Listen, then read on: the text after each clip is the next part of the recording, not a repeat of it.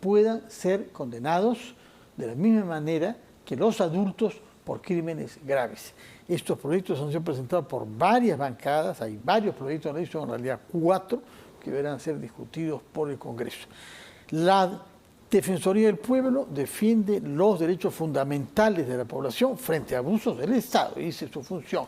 Y entre esos derechos fundamentales, naturalmente, considerábamos que era la defensa de la infancia.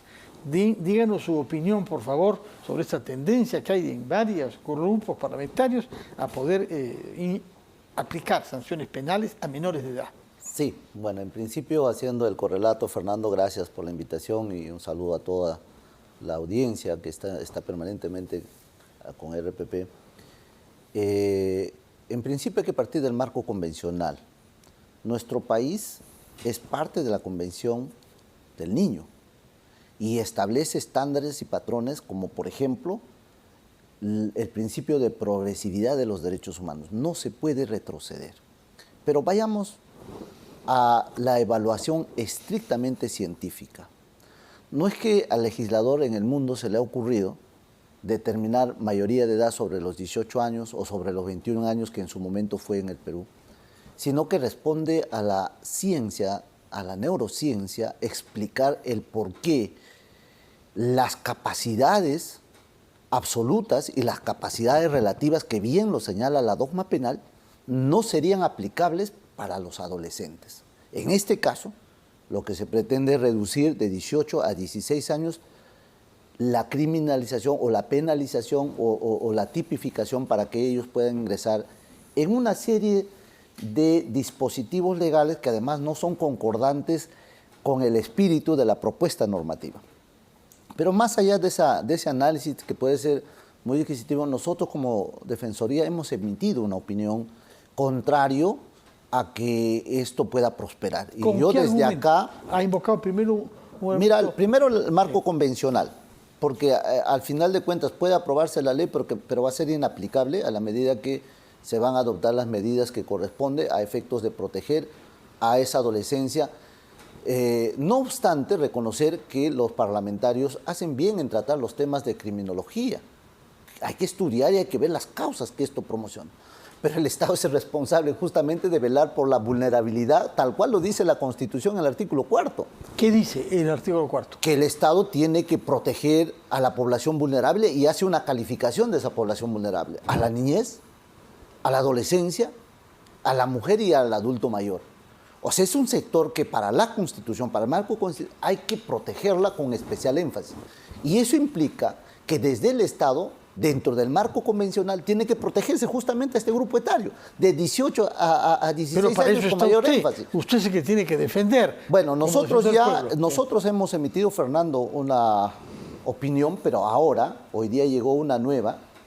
Hemos preparado rápidamente, ayer llegó una nueva, y hemos preparado un compendio que lo voy a dejar a RPP para que lo podamos difundir, porque acá no es una disquisitez jurídica, ni tampoco el actuar en función a un tema de reacción de la criminalidad en el país y de cómo esto se ha ido implementando con las extorsiones, con el sicariato y otras actividades.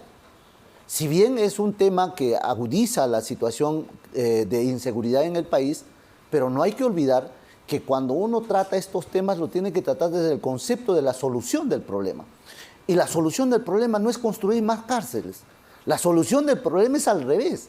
Es establecer un mecanismo que permita a la niñez, que finalmente va a llegar al grupo etario de la adolescencia, formarse adecuadamente para que cuando sean adolescentes tengan el perfecto o la perfecta motivación para un proyecto de vida y no el abandono, como ocurre con miles de niños y de adolescentes que hoy día viven en la calle y son presa fácil de la criminalidad y por lo tanto van a engrosar a esa capacidad de manipulación que tienen los adultos que están en organizaciones criminales, muchas de ellas transnacionales, y que utilizan justamente a estos jóvenes de 13, 14, 15 años que en su haber ya tienen 5, 7, 10 víctimas. Entonces, si uno dice, vamos a legislar, entonces legisla pues el sistema de protección justamente de esos niños y de esos adolescentes. Pero ¿cómo inspiraría usted ese sistema de protección? estableciendo primero un registro de esa población en riesgo. Y eso es lo que hemos hecho en la primera fase con los hijos de los internos e internas del país que se encuentran en grave riesgo y en desprotección. Y muchos de ellos ya están en el crimen. Con hijos que no tienen padres. Hijos que no tienen padre, porque mire, usted puede ser pobre, puede tener carencias, pero si tiene el soporte emocional, como ocurre en los COAR, mire usted los niños talentos. Y casi en los colegios de alto rendimiento, ¿no? Todos esos niños y esos jóvenes, esos adolescentes, tienen algo en común, el soporte emocional que esos niños y esos adolescentes jóvenes que están en la parada o digamos, en los ríos, en las riberas de los ríos, debajo de los puentes, durmiendo, no tienen ese soporte emocional, viven un abandono absoluto sobre el cual el Estado no hace nada, o hace muy poco. ¿Usted considera que esta ley no va a poder ser aplicada porque contraviene una convención internacional de la cual el Perú es firmante? El Estado peruano quiere convención del niño, derechos del niño, y que en segundo lugar se equivoca sobre la solución al problema real. El problema real es que hay adolescentes abandonados. Hemos visto algunos casos, el famoso maldito Cris, que ya era mayor de edad cuando falleció, pero tenía un prontuario desde su adolescencia, ¿no? Cuando uno hace un estudio criminológico y el origen de todos estos delincuentes, de alguna forma que han tenido alta connotación mediática por el crimen que han ocasionado, va a encontrar el factor común, el abandono absoluto y cómo el medio social donde se desarrollan, el barrio o las amistades, lo han ido involucrando en crímenes. Pero, ¿por qué reacciona mal justamente un niño de 12, 13 años que ha vivido toda su infancia maltratado, que ha vivido todo violentado? Entonces, cuando llega a una minoría de edad, pero todavía ya, o sea, en el proceso de la adolescencia de 13, 14, 15 años, ya se crean válidos solos y se refugian en la criminalidad. Resulta que muchos de estos niños y adolescentes a la calle conciben como más segura que los hogares donde hasta ese momento que se fueron las tenían que proteger.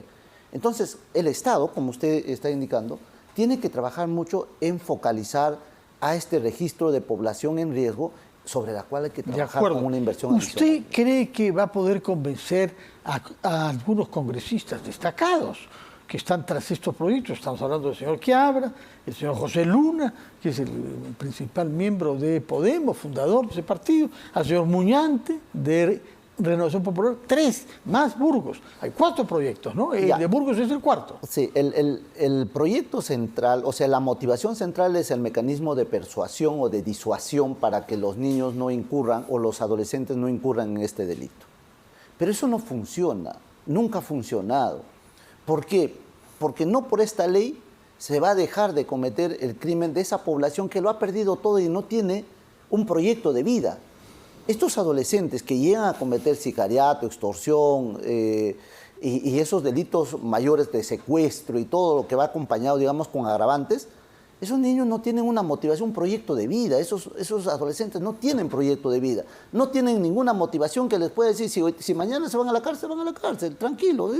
No se inmutan, porque la cárcel les resulta siendo inclusive más segura que la misma calle del lugar donde salieron. Ojalá que la razón se imponga y que usted sea persuasivo frente a estos 4 congresistas que han presentado 4 proyectos de ley que coinciden en ese punto: aplicar medidas penales a menores de edad. Yo pienso que los 4 congresistas más los que han votado en la Comisión de Justicia hacen bien en tratar este tema, pero me encantaría que redirijan su proceso de definición para que este planteamiento en la fórmula legal no lo sea, sino más bien el fortalecimiento y el deber del Estado en construir una sociedad totalmente diferente y no la indiferencia que hoy se vive frente a la niñez y a la adolescencia, sobre todo aquellos que se encuentran en riesgo. Respecto de niñez, aprovechemos un minuto que nos queda para que nos diga su opinión sobre lo que hemos sabido en los últimos días del abuso a niños en la provincia de Condorcanqui, en Amazonas. Abuso cometido en la mayor parte de los casos por maestros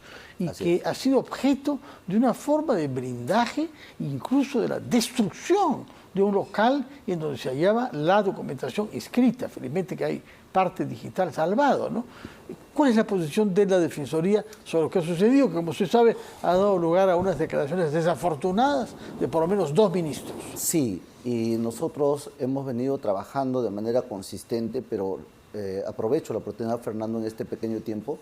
Anunciamos que estamos ya a inicios de la supervisión de todos estos centros de atención en materia educativa que tienen internamiento, ¿no? Porque en la Amazonía hay varios puntos que debemos tratar, pero más allá, digamos, de lo que ya ha sido el volverse a transparentar, el volverse a visibilizar hechos que condenamos, que son la violencia ejercida por los maestros, pero también no solamente son por maestros, son por algunas personalidades que llegan al lugar, que son policías, que son prácticamente personas que no son del lugar y cometen la misma criminalidad, el mismo hecho que los ha puesto prácticamente a los pueblos indígenas en indefensión.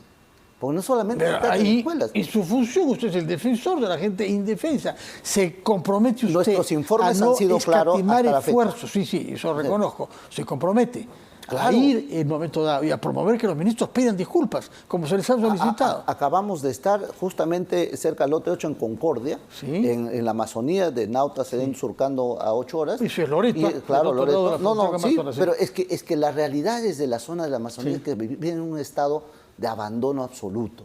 Entonces, donde el crimen es simplemente impunidad. O sea, el que comete crimen ya está garantizando su impunidad. Contamos con usted, defensor del pueblo, para que ese principio no se respete, porque es horroroso oír que el crimen se vuelve impunidad. Otro tema complicado es el tema de la Junta Nacional de Justicia, sobre la cual ha habido una decisión de la justicia que usted conoce. Yo creo que ya no es complicado. ¿No? A ver. ¿Sabe por qué ya no es complicado? Porque ya después de mucho tiempo la Corte Superior resolvió el asunto de fondo y ordenó que los 2 miembros sean reincorporados de manera inmediata. Esto, si bien se ha apelado de manera muy rápida, ¿no? Está subiendo a la Suprema. Si la Suprema no ha resuelto la cautelar, ya hace varios meses, que es la cautelar, ahora usted se imagina cuántos meses demorará resolver el principal. Pero es complicado, justo. Por eso, entonces, ya en términos de plazos, ojalá no sea así, me quiero equivocar, pero conforme quiero ser concordante con lo que existe, ¿ya? Entonces, lo que existe en estos momentos es un proceso que el principal, la sentencia principal está siendo apelada a la Corte Suprema.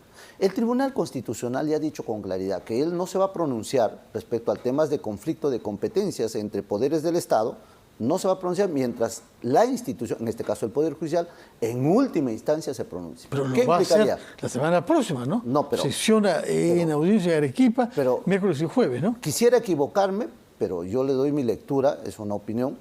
Entonces, ahora que han sido repuestos los dos miembros, implica entonces que ya se tiene el quórum correspondiente. 7. Para que todas sus hasta 8 hay, ¿no? Porque se había incorporado al señor Falconi. No, sí, pero también hay una renuncia. Ávila. Sí. No sé si se olvida usted. Ya, sí, Ávila renunció, entonces, o sea, queda conformado con los 7.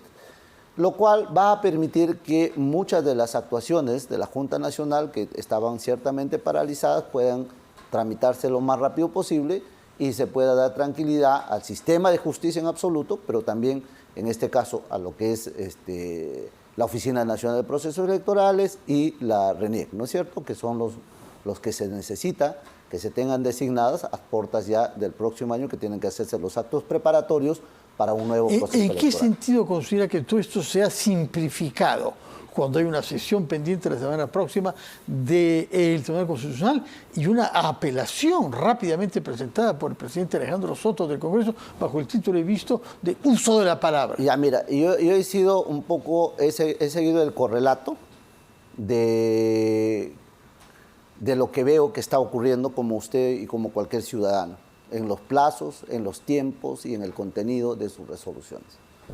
Entonces, ¿qué implica eso? Pensando a la inversa, los plazos más inmediatos.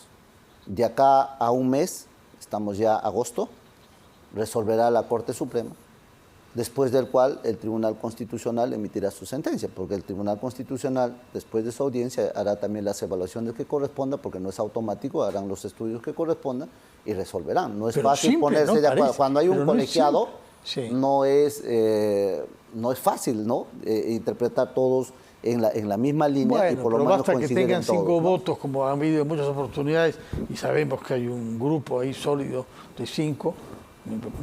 ¿Qué piensa hemos llegado usted en julio, sobre ¿no? la afirmación según la 5 cual... o 6 meses más y ya estamos terminando, Bueno, y se instala una nueva junta, ¿no? Sí, ahora, ¿qué piensa usted de los que han afirmado que la decisión tomada por la justicia el lunes es inoportuna?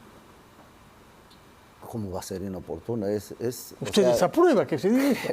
Pero lógico, si está una causa pendiente en un tribunal, tiene que resolverlo. Pues, ¿cuándo usted va a decir Pero que es oportuno o es inoportuno? Yo no. Yo creo que los jueces... Yo me abstendría de hacer un comentario de ese tipo. Pero el yo creo señor que los Gustavo jueces... Gutiérrez Tice ayer, en el sitio donde está usted ahora, nos dijo que sabiéndose que el tribunal debía sesionar la semana próxima sobre el tema de fondo competencial, es inoportuno que la justicia a un nivel de Corte Superior Yo no quiero discrepar con nadie. Lo que opinó, creo que cada uno es responsable de sus opiniones. Lo que sí puedo dejar sentado una posición aquí, que es una posición principista que no va a cambiar jamás, es que cuando los tribunales tienen, o los jueces, independientemente de la jerarquía que tienen la obligación de resolver. Y yo creo que ningún magistrado resuelve convenientemente hoy día o convenientemente mañana.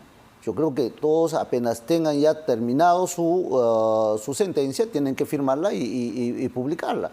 De tal manera que yo sí pienso que ya se resolvió esa instancia, ahora la Suprema tendrá que resolver lo que corresponde, ¿no?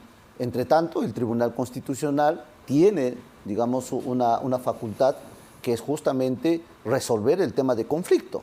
Y si es para el tribunal es que hay una interferencia clara a las competencias de un poder del Estado, esto puede resolverse en cualquier momento. Por eso es que cuando resolvió el tema de la cautelar, era, discúlpeme el término, ni chicha ni limonada. Entonces, bueno, yo pienso que le pasó la pelota al Poder Judicial. Ellos dicen que a la Corte Suprema y no a la Superior, que era que estaba pronunciado el lunes. Sí, pero están apelando pues, para que la Suprema pueda resolverlo, ¿no? Señor Josué Gutiérrez, defensor del pueblo, muchas gracias por su presencia acá en Las Cosas Como Son y por sus explicaciones sobre temas diferentes, uno de los cuales tiene que ver con el derecho de los niños, los menores de edad, el otro con las víctimas de violaciones sexuales del pueblo Aguajún en la provincia de Condorcanqui, en Amazonas, y finalmente sobre este conflicto que ha envuelto al Congreso, al Poder Judicial, al Tribunal Constitucional y a la Junta Nacional de Justicia. Conocemos su opinión, que lo razonable sería que se deje actuar a esta Junta, que ha sido elegida.